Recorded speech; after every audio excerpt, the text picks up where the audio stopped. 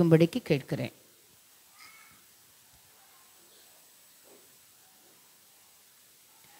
ஒன்று கொரிந்தியர் அதிகாரம் 12. அன்றியும் சகோதரரே, ஆவிக்குரிய வரங்களை குறித்து நீங்கள் அறியாதிருக்க எனக்கு மனதில்லை.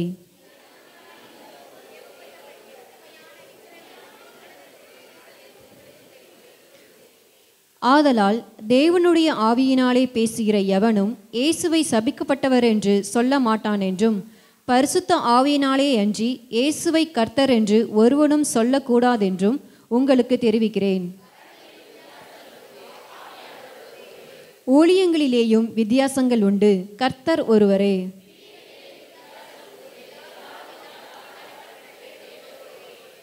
ஆவியினுடைய அனுக்கிரகம் அவனவனுடைய பிரயோஜனத்திற்கென்று அளிக்கப்பட்டிருக்கிறது.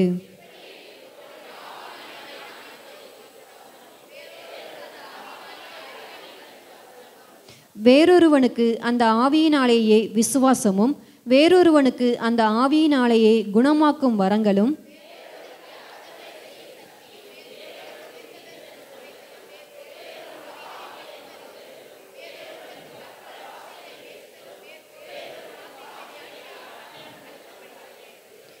இவைகளை எல்லாம் அந்த ஒரே ஆவியானவர் நடப்பித்து தமது சித்தத்தின்படியே அவனவனுக்கு பகிர்ந்து கொடுக்கிறார்.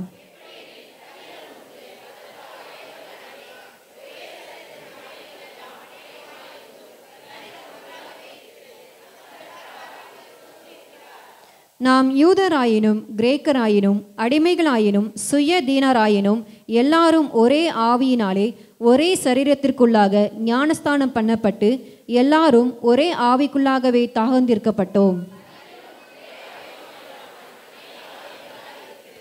காலானது நான் கையாயிராதபடியினாலே நான் சரீரத்தின் அவயமல்லவென்றால் அதனாலே அது சரீரத்தின் அவயமாயிராதோ?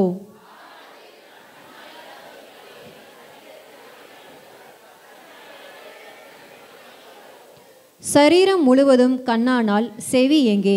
அது முழுவதும் செவியானால் மோப்பம் எங்கே? அவையெல்லாம் ஒரே அவயமாயிருந்தால் சரீரம் எங்கே? கண்ணானது கையை பார்த்து நீ எனக்கு வேண்டுவதில்லை என்றும், தலையானது கால்களை நோக்கி நீங்கள் எனக்கு வேண்டுவதில்லை என்றும் சொல்லக்கூடாது.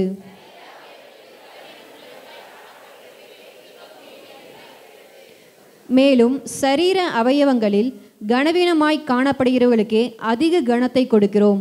நம்மில் லட்சணம் இல்லாதவைகளே அதிக அலங்காரம் பெறும்.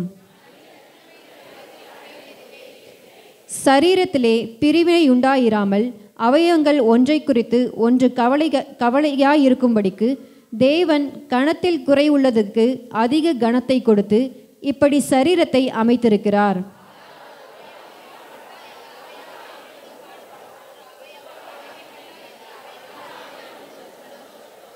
நீங்களே கிறிஸ்துவின் சரீரமாயும் தனித்தனியே அவயங்களுமாய் இருக்கிறீர்கள்.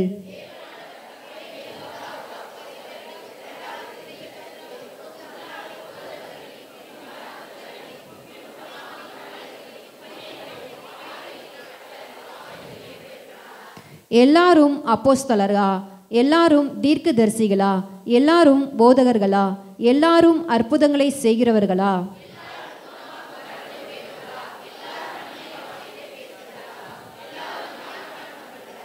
அனைவரும் சேர்ந்து வாசிப்போம். இப்படி இருக்க முக்கியமான வரங்களை நாடுங்கள், இன்னும் அதிக மேன்மையான வழியையும் உங்களுக்கு காண்பிக்கிறேன். ஆமென்.